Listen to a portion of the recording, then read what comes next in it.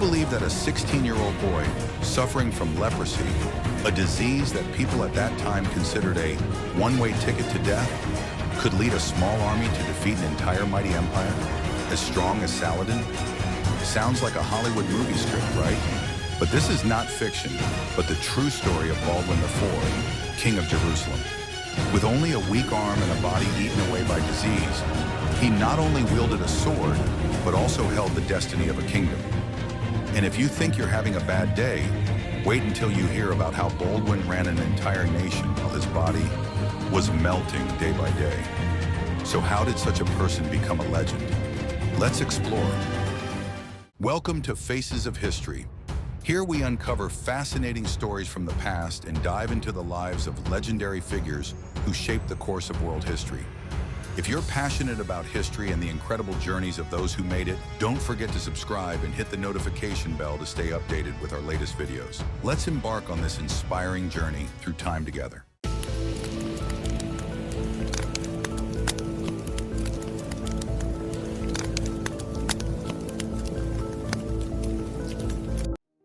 Historical and family background of Baldwin IV. Welcome to the 12th century, where religious wars raged and every king seemed to have to choose between conquering the world or trying to survive. Baldwin IV was born in 1161, right in the middle of the Crusades, when Catholic kingdoms in Europe were trying to wrest control of the Holy Land from Muslims. Jerusalem, the center of it all, is where kings must fight not only their enemies, but also their own people. Baldwin IV was the son of King Leper IV, a man known to be intelligent but not child-friendly. Young Baldwin grew up in a court where everyone seemed to be busy plotting how to climb the ladder of power or stab each other in the back. That's right, this family is like an episode of Game of Thrones. So who is Baldwin IV in this troubled family? The youngest son is expected to inherit the throne, although no one is sure if he will live long enough to do so. Don't forget that this was an era where the average life expectancy was about 35 years old, and Baldwin had leprosy since childhood. In the eyes of some people, he is nothing more than a distorted coin, no longer usable for exchange. But wait a minute, this boy is not as simple as he looks. Baldwin had a special mentor, William of Tyre, a historian and archbishop. It was he who first discovered that Baldwin had leprosy when he did not feel pain even when his hand was pinched hard. And you know, when the bishop loudly announced, "Everyone, our prince is defrocked," the whole court must have secretly thought, that's it. However, Baldwin's story does not stop here. Even when everyone thought that he would become a weak king and not enough to protect Jerusalem, Baldwin made everyone regretfully swallow their criticism. Imagine a sick boy who grows up amid political intrigue and still becomes a fearless warrior. This is no ordinary royal kid, but a legend waiting to be registered. Baldwin IV is not only a historical figure, but also living proof of the maxim, if life gives you a lemon, make a Montgisard of a lifetime. Baldwin IV's leprosy and overcoming adversity. Imagine living in the 12th century when people thought leprosy was a curse straight from heaven. That's right, leprosy at that time wasn't just a disease, it was like receiving an expired stamp from the universe. And unfortunately, Baldwin IV has had to carry that stamp since he was a boy. Leprosy began to torment Baldwin very early. At first, it just appeared as an anomaly. For example, he didn't feel pain when his hand was pinched. And yes, that's how William of Tyre, the reluctant teacher and doctor, discovered disease. But then leprosy quickly became an unwilling companion in Baldwin's life, eating away at his body day by day. In those days, if you had leprosy, you were blacklisted by society.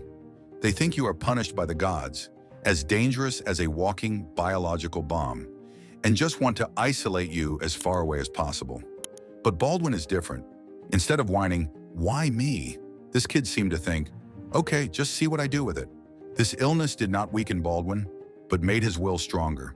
He suffered physical pain every day. His limbs were paralyzed, his skin was destroyed.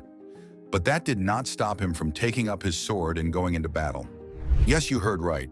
A king with a leprosy body could still ride a horse and command an army. If this isn't a testament to iron will, then I don't know what is. And then, at the Battle of Montgisard, 1177, Baldwin, only 16 years old, almost tied to his horse because of poor health, led his small army to defeat Saladin's giant force. Think of it like someone with a bad cold still winning an Olympic gold medal. Baldwin proved that, even when your body's against you, will and talent can still carry you through any adversity. Baldwin's overcoming of leprosy is not just the story of one man overcoming personal adversity. It is also a lesson on how to face difficulties in life. He never let his illness define him. Instead, he turned it into a driving force to write great history.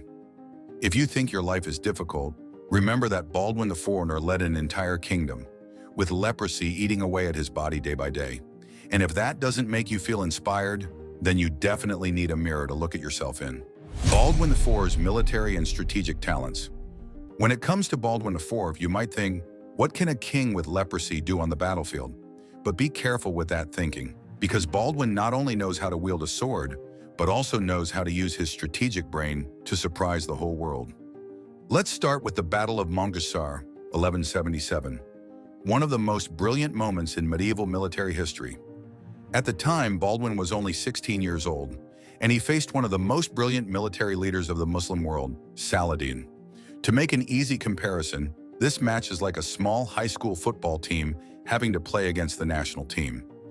Saladin, with an army some 26,000 strong, was approaching Jerusalem as if he were taking a walk in a park. But Baldwin has no intention of letting Saladin walk for too long. With about 500 knights and several thousand soldiers, Baldwin decided to make a bold move. Ambush Saladin's army near Montgisard. And what happens? Saladin, the famous general, was suddenly defeated and devastated. Baldwin's army, under his skillful command, took advantage of every little advantage: terrain, time, and surprise. This was not just a victory, but also a statement.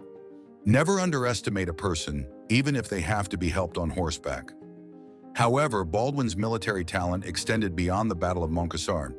During his reign, he always knew how to balance defense and attack, protecting Jerusalem from outside threats. He wasn't the type to win every fight, but he excelled in ensuring that Jerusalem survived a tumultuous time. The special thing about Baldwin is that he clearly understands his limits.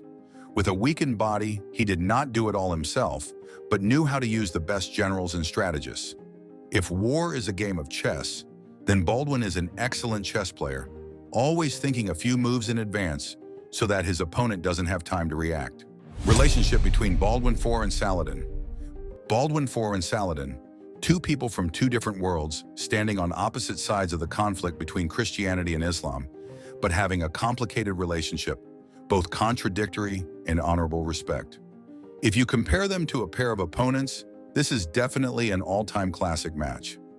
Saladin, the famous general of the Muslim world, was not only strong militarily, but also a man with a great reputation for tolerance and strategy. He was the kind of man to whom European kings would say, "Be careful, don't displease Saladin." And Baldwin IV, despite being young and suffering from leprosy, was the one who dared to stand up and say, "Let's see what you can do to me." Classic clashes. The relationship between them was mainly shaped through battles, the most prominent of which was the Battle of Montgisard, the 1177. There, Saladin led a powerful army, confident of crushing Jerusalem. But Baldwin IV, commanding a small force and suffering from almost daily illness, taught Saladin a lesson. Never underestimate a young horseman with a will of iron. As a result, Saladin lost, literally. He had to retreat in humiliation, and perhaps for the first time recognized Baldwin IV as not only a young king, but also a formidable strategist. Mutual respect. The interesting thing is that, despite standing on opposite sides of the battle line, Saladin and Baldwin IV had a tacit respect for each other. Saladin saw in Baldwin a worthy opponent, a young king full of talent and will, daring to face unimaginable adversity. And Baldwin, although he never directly praised Saladin, clearly understood that he was dealing with a military genius. An example of this respect is when Saladin once proposed a peace agreement with Baldwin. Saladin knew that Baldwin, in failing health, could not rule for long, but he still wanted to avoid unnecessary conflict. This suggests that, beneath the hard shell of war, perhaps both understood the brutality and futility of prolonged conflict.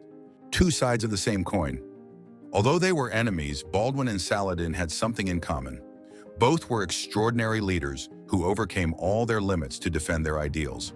Baldwin fought not only to defend Jerusalem, but also to prove that willpower can overcome illness.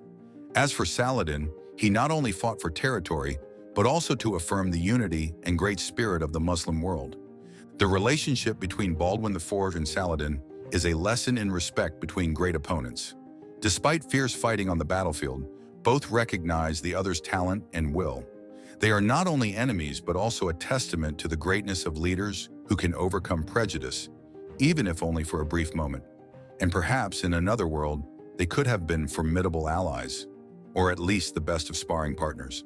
Internal politics and court building of Baldwin IV. If you think being king means sitting on a throne, eating well, and making laws, then prepare to be disappointed. Especially when you are Baldwin IV, a king suffering from leprosy, having to confront not only the enemies outside, but also the knives hidden in the dark inside the court. Yes, being king of Jerusalem in the 12th century was like playing a survival game where everyone wanted to claim your throne. A court full of intrigue, a reality TV show from the Middle Ages. Jerusalem under Baldwin IV not only faced threats from Saladin, but was also torn apart by its own nobles.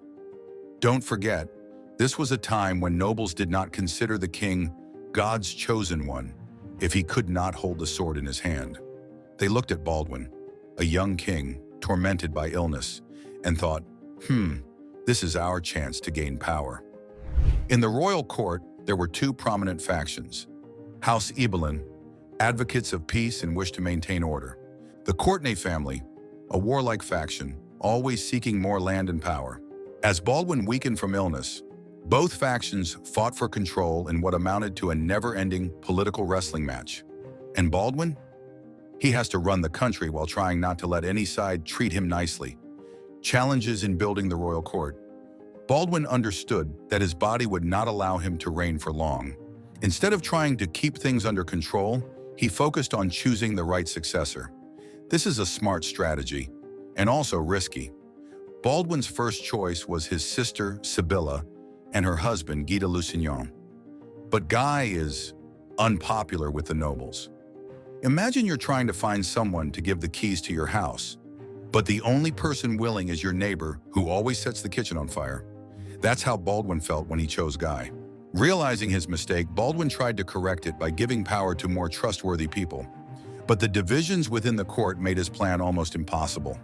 A wise leader among ambitious people. Although illness and internal politics exhausted him, Baldwin still showed outstanding leadership abilities.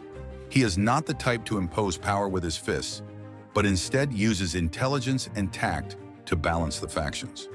Baldwin took advantage of Saladin's threat to force the nobles to unite, reminding them, when Saladin stands at the city gates, no one cares about your cheap politics. He also ensured that, despite the chaos, the court could function effectively to defend Jerusalem. Internal politics under Baldwin IV were no different from a drama filled with intrigue, betrayal, and difficult decisions.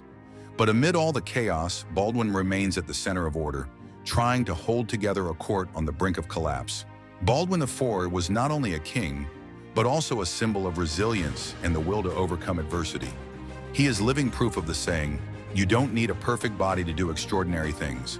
Suffering from leprosy eating away at his body, facing enemies without and betrayal within, Baldwin still stood firm like a wall protecting Jerusalem during its most difficult years. But what is most memorable is not his battles or his policies. That's how Baldwin IV lived, despite all the things life tried to use to bring him down. He fought for his ideals, not for personal gain, but for a kingdom, a people, and a belief that courage can overcome all obstacles. Jerusalem after Baldwin fell to Saladin, but his legacy was not forgotten. He left behind a valuable lesson, that even in the darkest of circumstances, the light of courage and resilience can still light up an era. So what about you? If a young king afflicted with leprosy can change history, then what can you, and with all your potential, do? Think about it and remember, every challenge can be an opportunity if you are brave enough to face it.